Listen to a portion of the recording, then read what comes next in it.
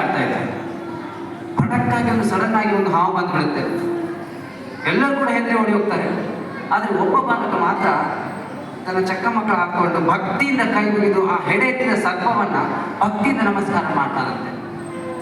ನಿಮಗೆಲ್ಲರಿಗೂ ಅದು ಹಾವಾಗಿ ಕಾಣಿಸ್ತು, ನನಗೆ ಅದೊಂದು ದೇವರ ಮೂರ್ತಿಯಾಗಿ ಕಾಣಿಸ್ತು ಅಂತ ಹೇಳ್ತಾರೆ. ಆ ವ್ಯಕ್ತಿ ಬೇರೆ ಯಾರು ಅಲ್ಲ, ತಂದೆ ತಾಯಿ ಅವನನ್ನ ತಿಮ್ಮಪ್ಪ ಅಂತ ಕರೀತು, ಜನರೆಲ್ಲ ಅವನನ್ನ ಕನಕ ಅಂತ ಕರೆದ್ರು, ಇಡೀ ಲೋಕನೇ ಅವನನ್ನ ಕನಕದಾಸ ಅಂತ ಹೇಳಿ ಕರೆದು ಹೊಗಳ್ಬಿಟ್ಟು.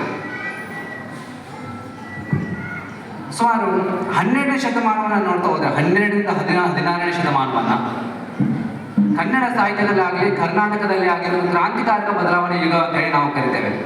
ಯಾಕಂದ್ರೆ ಆಗಲೇ ಸೂಫಿ ಸಂತರು ಬಂದು ಭಕ್ತಿ ಚಳವಳಿಯನ್ನು ಹುಟ್ಟಾಕಿದ್ರು. ಕನಕದಾಸರಲ್ಲಿ ಕರ್ನಾಟಕದಲ್ಲಿ ಕೂಡ ವಚನ ಚಳವಳಿ ಜೊತೆಗೆ ದಾಸ ಚಳವಳಿ ಕೂಡ ಜಾಸ್ತಿಯಾಗಿ ಬಂತು. ಸಮಾಜವನ್ನು ಉದ್ಧರಿಸುವಂತ ಪ್ರಯತ್ನ ವಚನ ಚಳವಳಿಯಲ್ಲಿ ಮುಂದಾಗಿ ದಾಸ ಸಾಹಿತ್ಯದಲ್ಲಿ ಅದು ಉತ್ತುಂಗಕ್ಕೆ ಮಟ್ಟಕ್ಕೆ ಏರಿತು.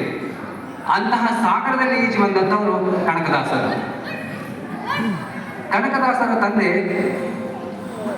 ವಿಜಯನಗರ ಸಾಮಂತ ರಾಜರಲ್ಲಿ ದಂಡನಾಯಕರಾಗಿದ್ದು, ಅಂದ್ರೆ ಬಂಕಾಪುರದ ಒಂದು ದಂಡನಾಯಕರು, ಅದೊಂದು ಸಾಮಂತ ರಾಜರಾಗಿದ್ದು. ಅವರ ಹೆಂಡತಿ ಬಚ್ಚಮ್ಮ.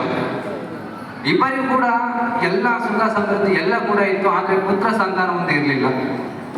ರಾತ್ರಿ ಹೊತ್ತು ಮಲಗಿರ್ತಾರೆ. ಕನಸಲ್ಲಿ ತಿಮ್ಮಪ್ಪ ಬರ್ತಾನೆ, ಬಂದು ನನ್ನ ದರ್ಶನವನ್ನು ಮಾಡಿ ಅಂತ ಹೇಳ್ತಾನೆ. ಕೂಡಲೇ ಸತಿಪತಿಗಳಿಬ್ಬರು ಕೂಡ ಹೋಗಿ ದರ್ಶನವನ್ನು ಮಾಡ್ತಾರೆ. ಪುತ್ರ ಸಂತಾನವನ್ನು ಬೇಡ್ತಾರೆ.